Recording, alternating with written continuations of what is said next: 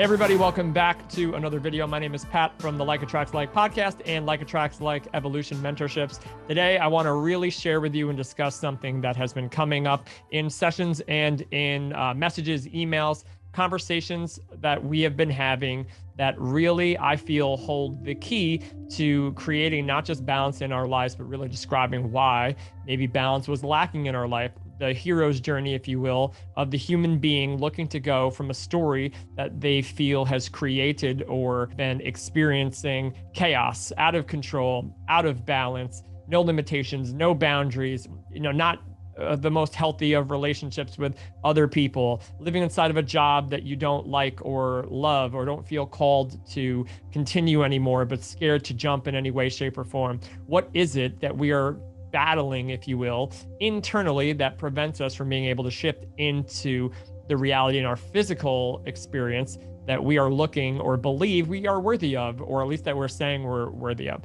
So that's where I want to break this down using this amazing, probably the greatest one you've ever seen, illustration of the yin yang symbol, which, as many of you may recognize, that this holds the position of balance in reality. Why?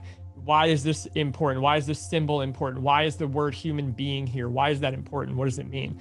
And it's not until we really dive into these ideas that we can kind of begin to let go of the story that we've been judging ourselves for so long. Because inside of the judgment of that story creates that reality for us perpetually in our experience. So it's not until you realize, you may have seen this other places, that you have this balancing system. You have the dark and you have the light, and one can't exist without the other. You literally can't have your light, happy, airy, balanced side if you didn't have the darker side to differentiate that from the experience. But in the conscious journey, or in the human mind, we try to go through our life just trying to find this light and just trying to find the best version of us and try to live our best life, when in fact what's driving us in the world to do things is this dark side that is literally existing inside of us in this energetic system of what we will now understand as manifesting thought patterns. And inside of that story will contain our ability, based on who we believe we are, to navigate away from that story or create a new one. But the judgment of this dark side, if you will, creates a scenario where we can't do that because we keep believing what the dark side said. We don't allow ourselves to go within to uncover what's happening. So I just want to share this quickly because I do feel that it could really release some of that resistance and release the energy that is keeping you in those cycles. So if you're finding yourself in those cycles, stick around for the next couple of minutes, because I believe this could hold the potential key to shifting you out of them. Human being. Why is that so important that we have the word human and then following the word being? And how does this create our reality, right? The truth is, I don't know of any other animal or thing in the world that we as humans label the word being after. I've said this in podcasts before. You don't hear us saying like, there's a deer being, or there's a raccoon being, or look at my cat being. But it's just, that's what it is. There's a cat, there's a tree, there's a dog, there's a cow, there's a thing. We label it, and they're conscious, but yet we don't put the word being after. Why is that? And that's because we as humans are self-aware, and we believe we're the only ones that are self-aware. But what we take for granted or neglect to understand until we are fully awakened is that it is the balance of the being inside of the human, which is the physical nature of us, that needs to be recognized in order for us to take inspired action.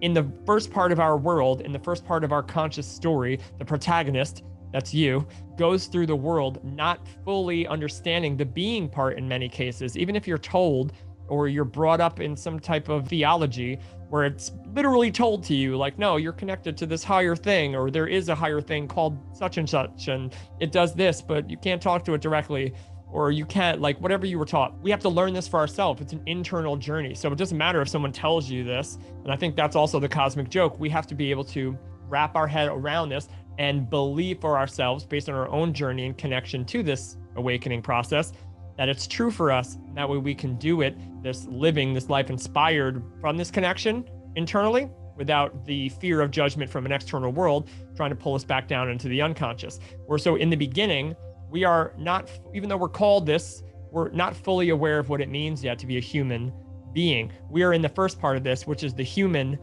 doing. So in the denial of the fact subjectively found by us that we are a being, that there is a presence inside of us, there is an aware state that is aware of a character, that is aware of a human physically in the world, we deny that and we look to create in the world that which we believe will fill us up, that which we believe will find us worthy or give us a purpose in the world. We look to do in the world a lot. And it's the human, the physical form, denying this amazing being aspect of us that's connected to consciousness and intuition and the universe and what have you. And we go out in the world and we do, and we do, and we do, and we use all of our energy and exhaust that energy in the world to try to create the illusion to represent all of the things that would eventually come by the existence of, or the acknowledgement of, the being part in you. So we will do in the world in denial of the being that's inside of us until we create enough suffering from that illusion that hopefully anything that we create in the world, and I say hopefully because if we keep doing this, it will never end. It's a never-ending cycle of ego trying to fill the void from lacking the understanding that it's this powerful being. So I'll say that again. The human doing in the world and denial of the being is the ego's attempt to try to fill the void that is the illusion, which is represented by the ego's lack of acknowledgement of the being. Yeah, you might have to read that back a couple times, but that's what's happening here. So if you identify with the ego and the character, you will continuously do in the world and exhaust yourself trying to create a physical reality to give you what is missing by denying the being part. And that will fall apart. The entropy of that cannot last.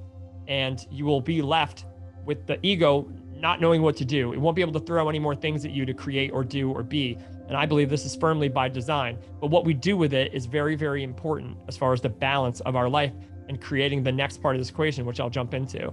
So once you might be there, you've had it. And what you have been trying to create in the world and hold together and control and analyze and put into place, it's not working because your inner self, your inner state is not aligned with your own access to that consciousness, to that expansive, loving potential that exists in you, that natural inherent worthiness that you came here with. In denial of that, or being able to open yourself up to it and express that within yourself, because you have to let go of fear to do that. With denying that, the ego jumps out and can't do anything else in the world. So you're left at a standstill. What do? Do I try again to create another illusion because I don't think I'm worthy, because I'm not willing to look at my shadow fear self over here? Or do I finally this time look at the shadow that's been perpetuating these crazy, chaotic moments in my life, finally address it, heal it, let it go, and then see the balance and importance of it being there, because without it, I wouldn't know who I fully, truly want to be. Neil Donald Walsh said it best, I wouldn't know who I fully was unless I went on a journey to realize who I absolutely was not or did not want to be. So from that experience, you can wake up and you can finally choose to align with the awareness of the character. And that is presence. And that is that space between your thoughts. It's the space between your breath.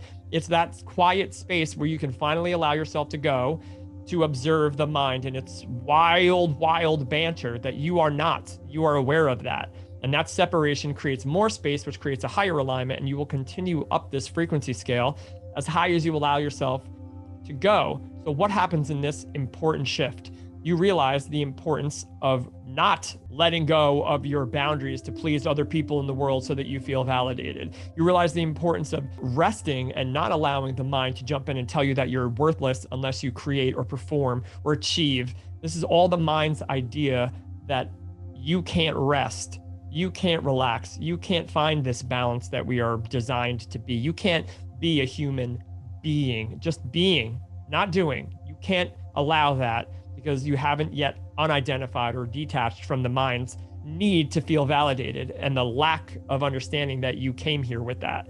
So once the mind gives up or you surrender the mind, then you can finally exist inside of a state where you are being. And inside of that state, that's your journey. I could never tell you what happens there for you, but I know that it is real for me and other people that I work with, that this is an inherent thing in the human being to access. And it's each person's individual journey as to when they will access it. After that, and you can let go of the need to do these things and just simply do, you can surrender, let this part come in, the being of you, where the next part will come in for guidance.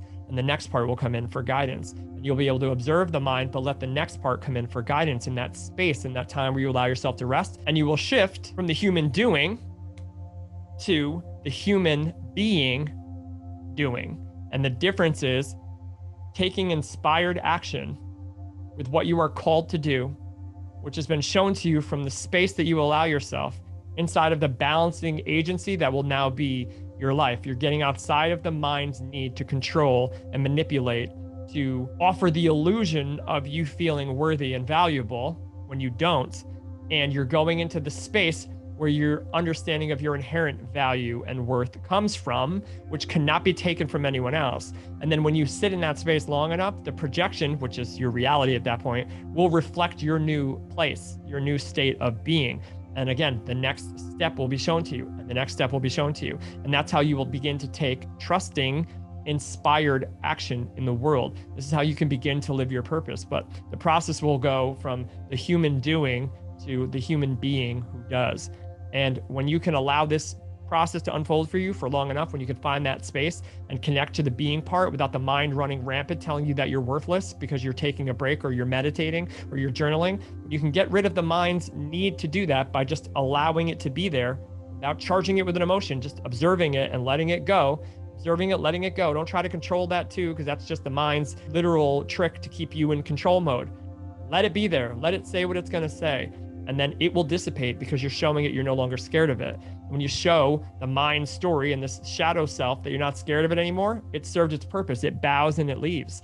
And it really can do that. It will bow and leave your awareness because you're showing it that you're not giving it your attention anymore. Your attention is the most valuable thing that you possess in your reality and your awareness. And the awareness of where you put your attention is the most important part in this process, because you can show how powerful you really are and what you're connected to by the balanced attention you give the narrative that is unfolding in front of you. And that is how you can make these truly powerful shifts in your life. So today, do your best to understand that whatever you have gone through to this point was necessary.